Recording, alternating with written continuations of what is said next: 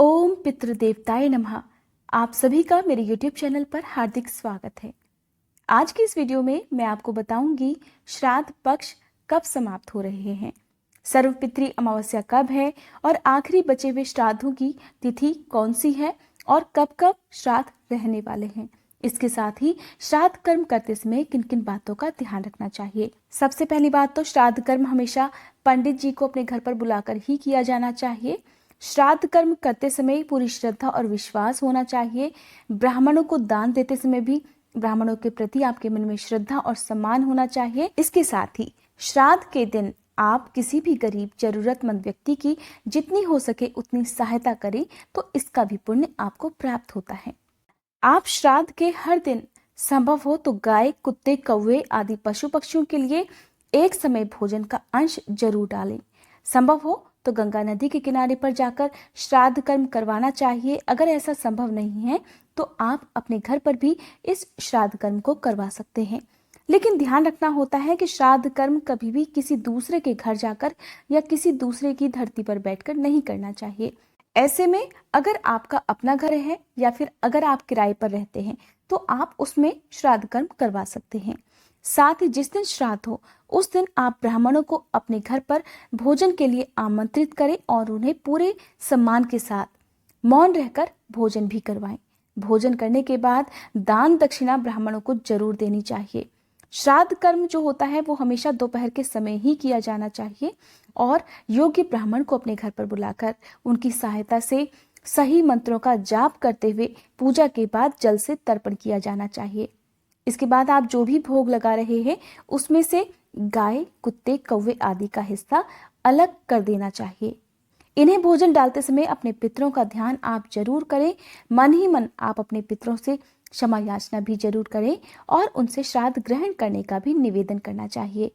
देखिए, श्राद्ध कर्म में तो आप तरह तरह के पकवान बनाकर अपने पितरों को अर्पण करते ही होंगे, लेकिन इन सब से ज्यादा जरूरी है कि आपके जीवित माता पिता अगर आपके साथ हैं, आपके बड़े बुजुर्ग अगर आपके परिवार में हैं, तो आप उनके जीवित रहते ही उनकी इच्छाओं का सम्मान करें, उनके खाने पीने का ध्यान रखें और उनकी जो भी ज़रूरत है अगर उनका ध्यान रखते हैं तो आपके पितर आपसे कभी भी नाराज नहीं हो सकते। ऐसे पितरों का आशीर्वाद सदा आपके जीवन पर, आपके परिवार पर बना रहता है। तो सबसे पहली बात तो आपको श्राद्ध कर्म करते समय इस बात का भी ध्यान रखना है और आपके बड़े बुजुर्ग जो भी आपको सही रास्ते पर चलने की सीख देते हैं उसे भी जरूर मानना चाहिए। अब जान लेते हैं कि श्राद्ध पक्ष की अंतिम तिथियां कौन कौन सी हैं और किस दिन श्राद्ध पक्ष का समापन होगा।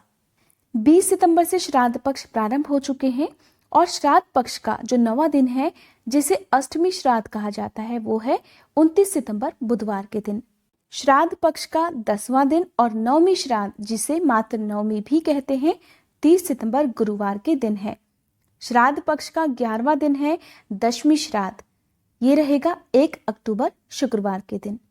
श्राद्ध पक्ष का 12वां दिन है एकादशी श्राद्ध भी जिसे कहते हैं 2 अक्टूबर शनिवार के दिन और इसी दिन इंदिरा एकादशी भी है। श्राद्ध पक्ष का 13वां दिन रहेगा जिसे द्वादशी श्राद्ध भी कहते हैं। इस दिन सन्यासी, यति, वैष्णव जनों का श्राद्ध किया जाता है और इसकी तिथि रहेगी 3 अक्टूबर रविवार के दिन। श्राद्ध पक्ष का 14वां दिन रहेगा त्रयोदशी के दिन जिस दिन प्रदोष व्रत भी है और इसकी तिथि रहेगी 4 अक्टूबर सोमवार के दिन। इस दिन के श्राद्ध को त्रयोदशी श्राद्ध भी कहा जाता है।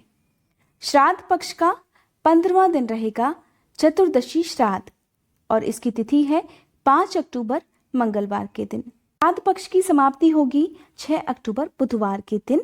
इस दिन अमावस्या श्राद्ध किया जाता है। अमावस्या श्राद्ध की तिथि को पितृ विसर्जन अमावस्या के नाम से और सर्वपितृ अमावस्या के नाम से भी जाना जाता है। इस दिन उन लोगों का श्राद्ध किया जाता है जिनकी मृत्यु की सही तिथि ज्ञात नहीं होती है। श्राद्ध कर्म करने का जो सबसे सही और शुभ समय होता है वो होता है सुबह 11:36 से लेकर दोपहर 12:24 तक। इस समय को कुतब काल कहा जाता है। कहते हैं कि इस समय में किया गया श्राद्ध पितरों के तर्पण के लिए बहुत ही शुभ रहता है। ये थी आज की जानकारी। उम्मीद करती हूँ ये वीडियो आपको पसंद आई होगी।